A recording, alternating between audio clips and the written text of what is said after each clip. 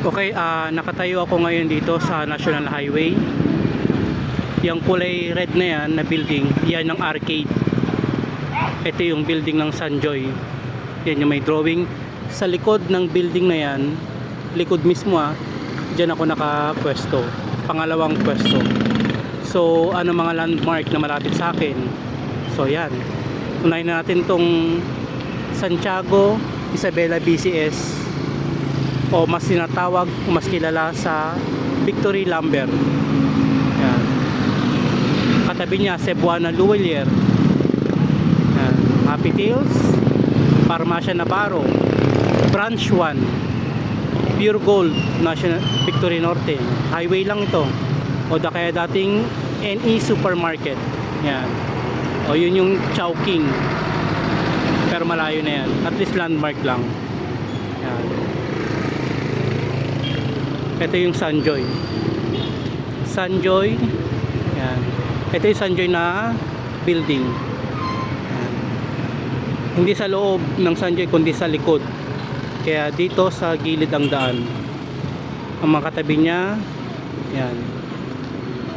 Anyang City, Tambunting, Palawan Express, Julia and Simon. Isang building lang ito.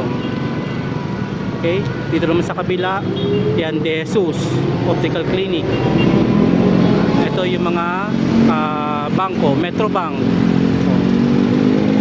Tapat naman niya is PNB. Ito Watson's Watson's Pharmacy. Yan. Bangko 'yon.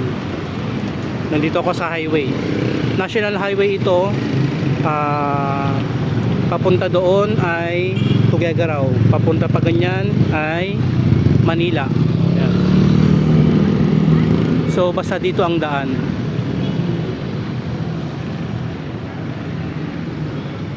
Yan.